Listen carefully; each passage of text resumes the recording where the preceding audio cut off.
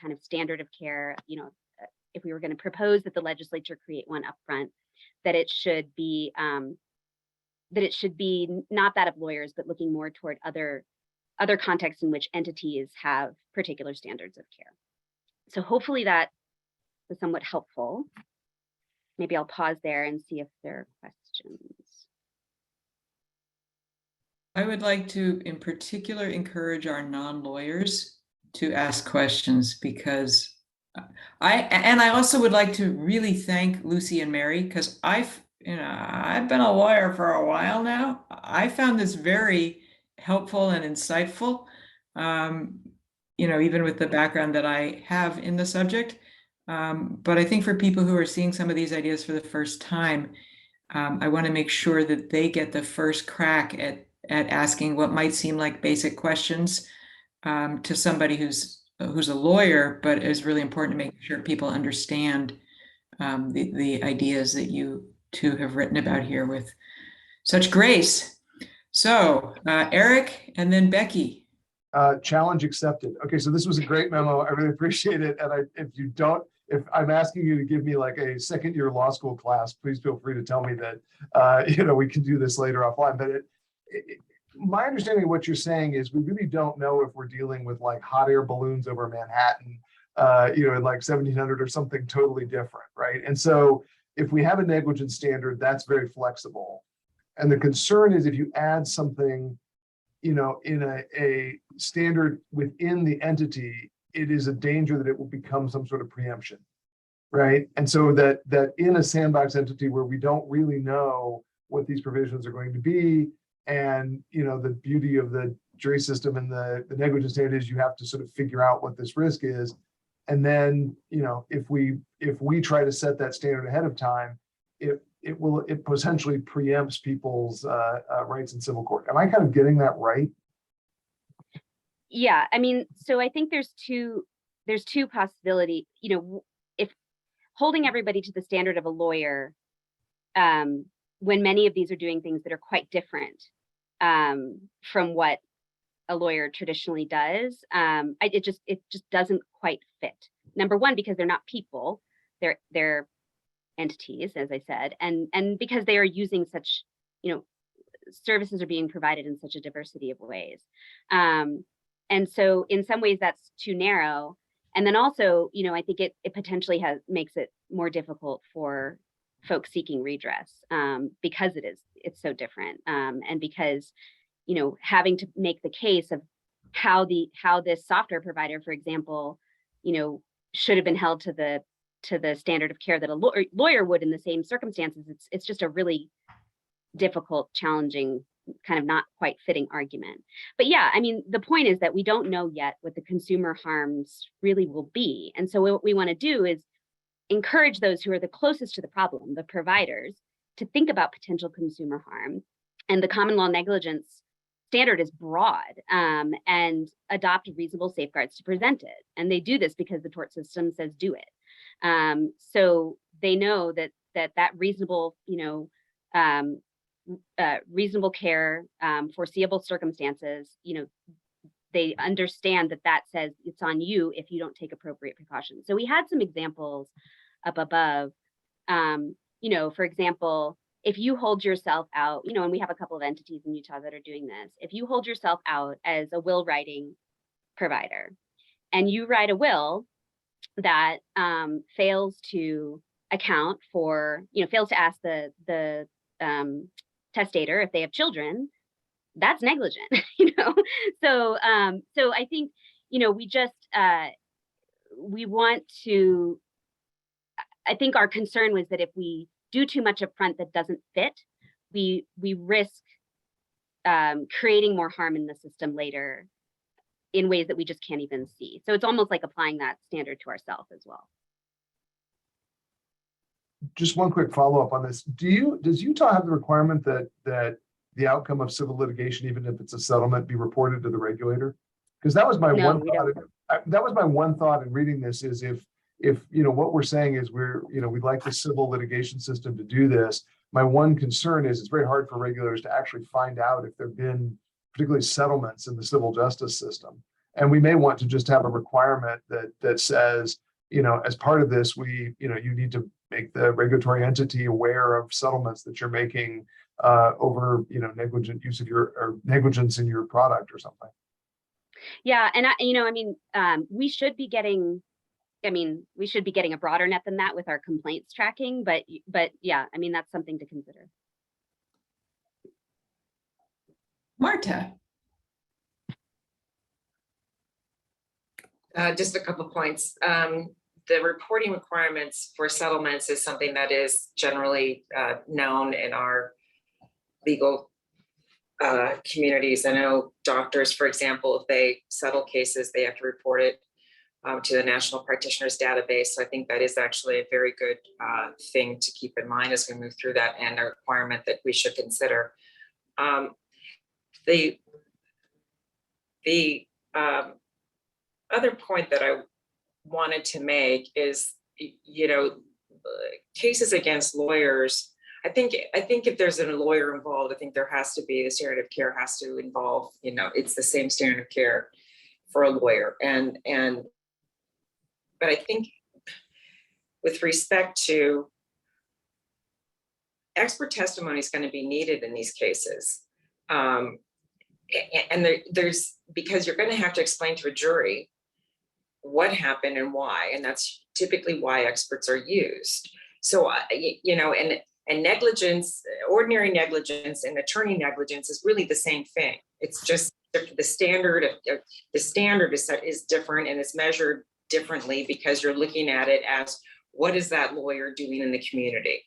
And what is that standard? And what is the breach of that standard? But I don't know if it's going to be any different talking about a lawyer versus an entity doing whatever it is they're doing on behalf of a client, because they are rendering legal services. So that's really my conundrum here. I don't know that we're actually, and I don't know that it matters whether or not it's a legal Zoom-like product, or it's like Rasa, the woman that we were talking to today, who actually enters into an attorney-client relationship with each of the clients that they get to sign up for their services. Regardless, you have to explain what happened, what the client wanted, and why it didn't happen. I think it's negligence, period. And it's negligence in the delivery of legal services. So I think it has to be at that level of attorney negligence, even for an entity. Sorry, I've been here, as we all know, all day, so I'm not being as clear as I'd like to be, but I hope everybody got my gist. I think so. Mary, do you have a comment? Yeah, and that's all good points, Marta. And I think that, and I hope, I've been here all day too, so I'm with you on that one. I think that each of the options that we've laid out, and they could certainly be subject to tweaking and with input, especially from people I know like you who know this area of the law, very helpful. But each of them does hold, like, so if part of the problem is that sandbox entities could provide a variety of services, some clearly what we would consider legal services, and some that look like something else. And that's where the difficulty comes in. If it were absolutely clear that all services provided by entities in the sandbox were what we would regard as legal services, and remember, we don't really have a definition of legal services in California, then it would be easier to say, let's just adopt a uniform standard that is the standard that applies to lawyers.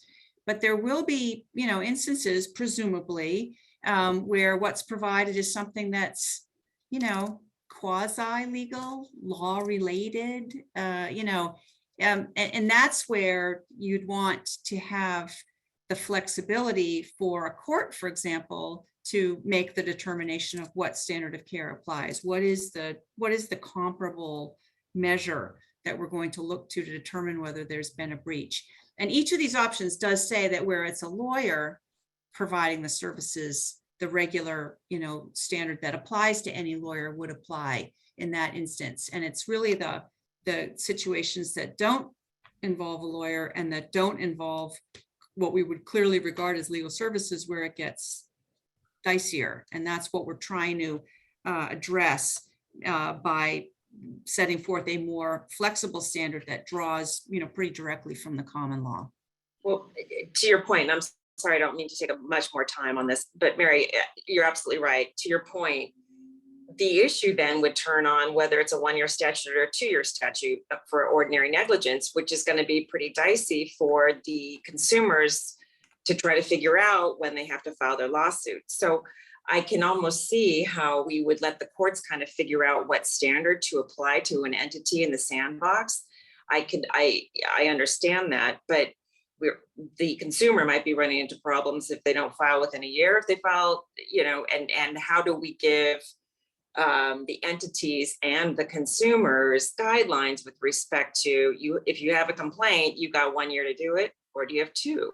Well, that's a really good point. And I know that we address the statute of limitations in here as it applies to lawyers. We haven't otherwise addressed the statute. And of course, the statute of limitations is a statute by definition, as opposed to, the standard of care and the negligence standards. So it might be appropriate to have a recommended statute that sets forth a statute of limitations that specifically applies to sandbox entities. I think that's a really good point.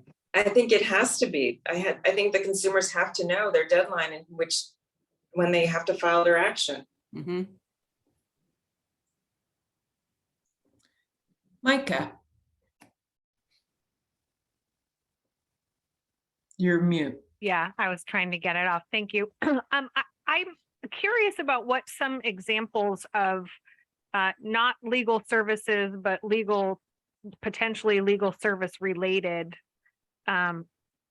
means. I want to be able to wrap my head around that. Well, and I would, ask maybe Lucy and Becky, who know more about, for example, what's actually happening in Utah, maybe. But I'm thinking back to some of the examples of organizations that have come and spoken to us about their services, like Upsolve, for instance, giving advice to consumers about, or information and advice to consumers about credit relief and consumer debt relief. Are those legal services? That's not that clear. Certainly assisting in filling out forms might be legal services in some cases. It might not be in other cases. It gets complicated. Yeah, I think it does. And I think, part of what's folded into the lawyer of duty of care and what Mary and I talked a lot about was like, what actually difference does this make? Right? Okay, statute of limitations is one thing, but in the real world, what actually is the difference here? And I'm still not 100% settled on it, but I think as I was reading through cases, it's sort of like in the lawyer context, particularly, and this is really, I think most of the case law is developed on full representation, but is the duty to kind of do more. So more research, more checking around legal issues and factual issues and what have you. And a lot of the services that we're going to see are somewhere in between DIY and a little bit of help.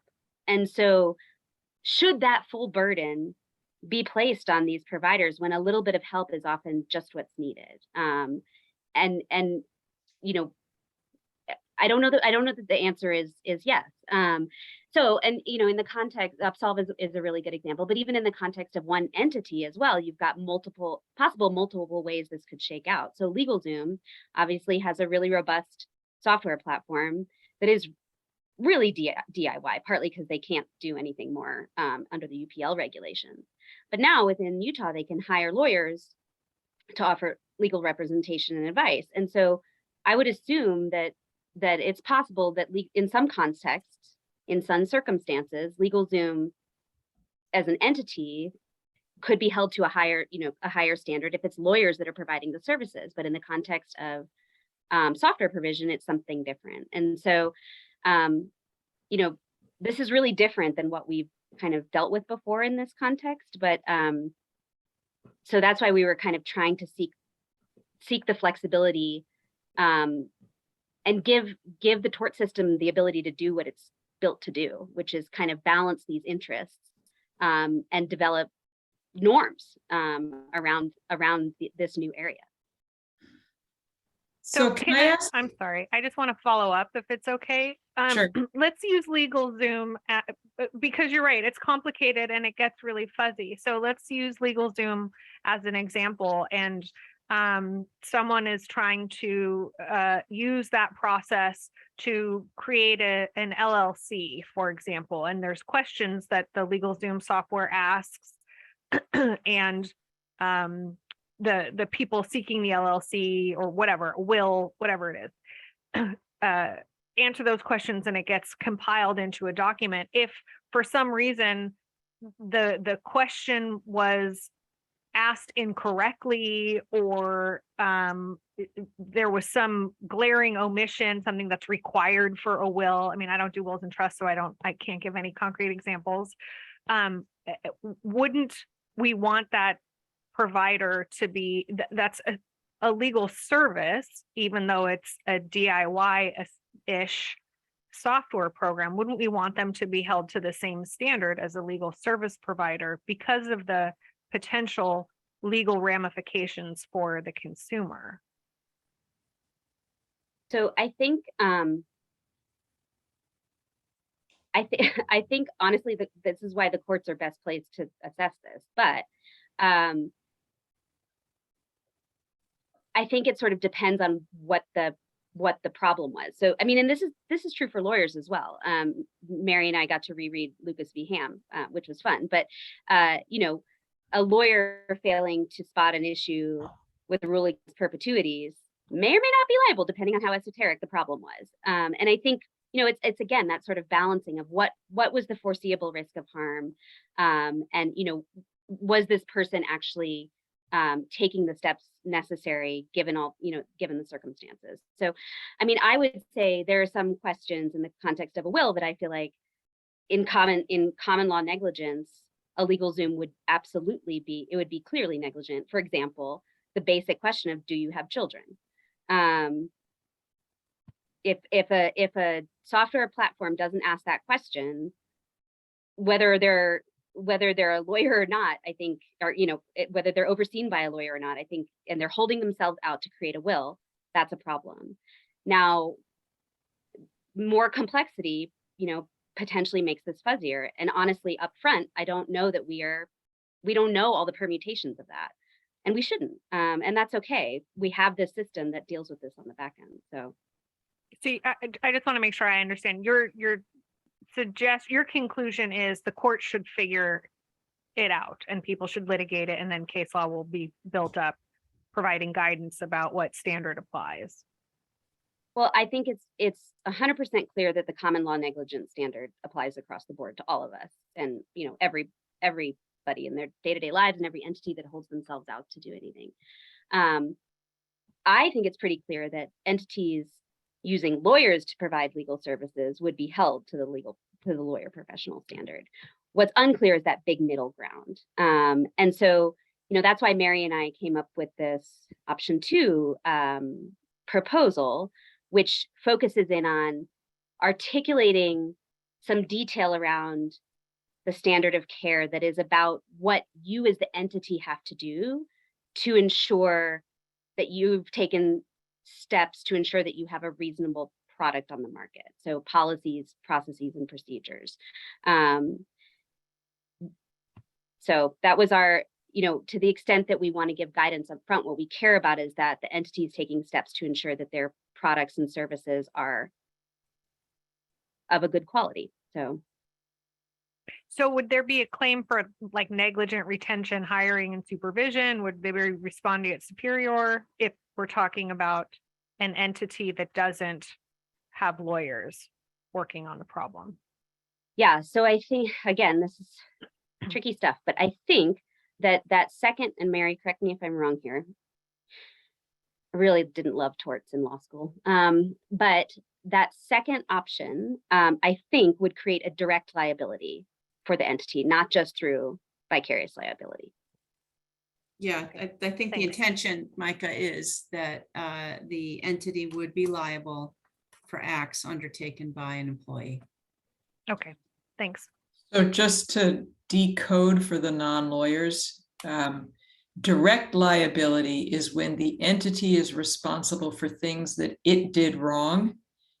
And vicarious liability, or to use the Latin respondeat superior liability is, well, they employed somebody who did something wrong, so they have to pay because the employee made a mistake, even if the company itself, in say hiring that employee and setting work rules for that employee, made no sort of corporate level mistakes. Someone can jump in if they work in this area and think I haven't adequately translated that. But Mary, I see you had a comment. No, sorry, that was vestigial, sorry. Okay, and Eric? This was just a question. Am I correct, though, that for a law firm, you wouldn't have that first direct liability to the whole firm, right? It would only come through the attorney. So in some sense, this would be broader in the sense that if LegalZoom left out the question on do I have children in filling out the will, I would have a case against LegalZoom. But if I went to an attorney and they just didn't ask that question, I would not have a case against the entire firm for making this person a partner or something. Not quite, because law firms, because of just the way that law firms imputed, or their obligations are imputed among lawyers, a client would retain a law firm. The services would be provided by individual lawyers within the law firm, but generally speaking, the law firm is going to be liable. But That would Eric, the be- difference is, oh, sorry, Sure, no, go ahead. the law firm. So to the extent that there was a violation of the rules and discipline could be imposed, it would not be imposed on the law firm, only on the lawyer. So just to make sure I've got this, in terms of liability, we really are pretty close to the same standard for attorneys and non-attorney provision, because essentially, if I get my will done through a law firm and the junior associate messes it up, I can sue the law firm for not properly supervising them. If I do it through LegalZoom and they sort of mess it up, I can sue LegalZoom for it. And to have that kind of basically broadly, okay. Yeah, just to clarify, you could sue a supervisor who was aware of it, or the management, if they fail to properly educate the young lawyer on how to go forth. If they can't show that they actually supervise properly, then the upper echelon could be sued. So Kevin's comment is a good segue for just mentioning the comment that Justice Zelan made in her email from that you all saw last night, which is that she thought, where we have on several of these options something that says lawyer providers will be judged by the lawyer standard of care and the lawyer statute of limitations, that it should be not just for the lawyer, where the lawyer is providing the service, but also to the extent the lawyer is negligently supervising the provision of the service, by other people. But I have a couple of questions, because I'm concerned about how these two different standards, common law negligence and attorney malpractice, would apply where the consumer may not know whether it's an attorney whose negligence caused the problem, or whether it's a non-lawyer whose negligence caused the problem. Today, in the current world, so we're not talking about the sandbox, we're talking about currently operating licensed lawyers. If a client alleges that the lawyer committed malpractice, my question is that the only claim that client can bring, subject to the statute of limitations of that claim? Or can that client also bring a common law negligence claim against the lawyer, subject to the broader, more generous statute of limitations for a common law negligence claim? No, under statute of limitations, which is Code of Civil Procedure 340.6, the standard that the statute of limitations that applies to any claim against the lawyer for the provision of legal services is 1 year. So, and there are 3 tolling provisions within the statute. Okay, that's what I thought. And I think it creates, and someone touched on this before, I think it means that clients need to be told in the sandbox that if they're getting legal services they think were negligent, they need to file within the 1 year, because it could be that that negligence is the result of an attorney doing something wrong in the way the attorney provided legal services or supervised and trained the social worker or the computer that provided the legal services. And so that's one of the problems I see with just leaving this to a either articulated or unarticulated common law negligence Can type I just address standard. that, though? This is the same point that Martha made very well, 10 minutes ago, and I think does bear follow-up, which is, I think there does have to be a clear statute of limitations set forth. That should not be left. Statute of limitations is not part of the common law standard of negligence. Statute of limitations is a statute that's enacted by the legislature, and that should be something that we incorporate here. So I think we were a little confusing in addressing statute of limitations as if it were part of the common law standard of negligence, because it's not. So that's we should address that. So that's a good refinement, and I'm glad we're all clear that we need to have a single rule. Then the question is, if we're going to have a single rule on the statute of limitations, and it's going to be the less generous one that attorneys get the advantage of. Well, who knows?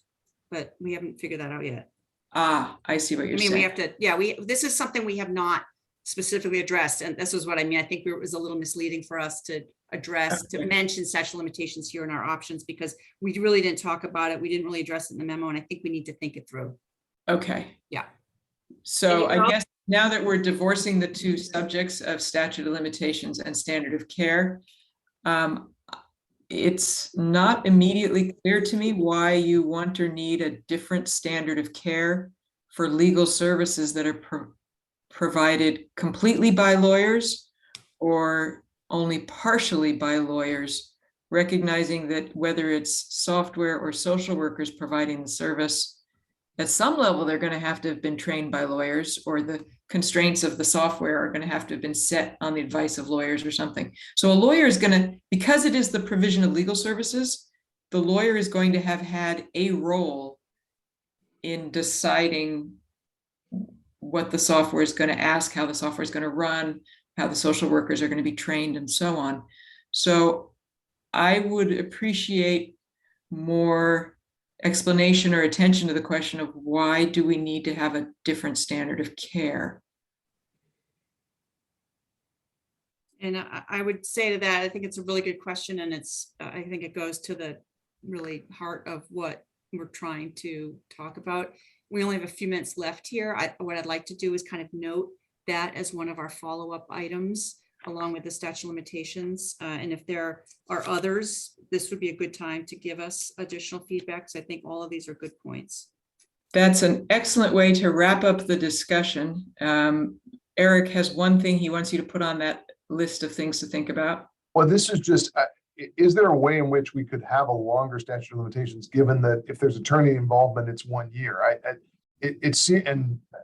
asked that as the non-lawyer, but it seems like we're kind of boxed into 1 year.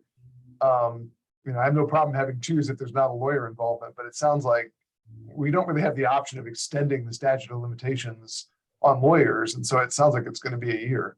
Well, except that we do, because we're making recommendations for the legislature. Yeah, this would be a legislative statute. So, you could have a specific statute that provides for a, specific statute of limitations for any, services provided, through a Sandbox entity. You could. Okay. You have to think through the pros and cons. I think that's, sorry, go ahead, Marta. The California Supreme Court ruled, Lee versus Hanley, which Mary, I'm sure you're well versed in.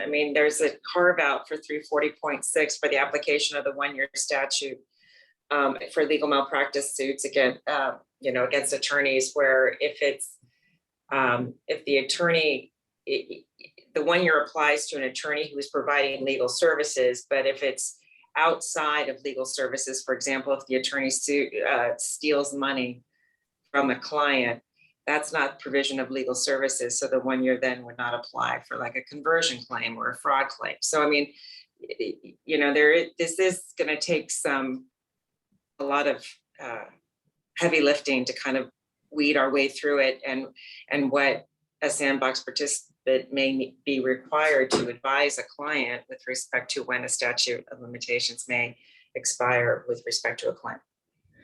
I think Marta gave me the perfect words to end this discussion with. I want to thank everybody for the heavy lifting. I know that after everything else we went through this, you know, over the course of the meeting, it was, you are the few, the proud, the ones who stuck it out to the very end. So thank you not only to Lucy and Mary for the excellent work that made this conversation possible, but to everybody who participated in refining the work that they have done by giving them more suggestions for what to do if we continue. And then finally, in closing, I just want to say, I don't know whether we will meet again. If we do, great, we'll carry on. If we don't, this is my last chance to say to you all collectively, thank you very much to what each and every one of you brought to this effort, because I know everyone engaged in some very difficult discussions.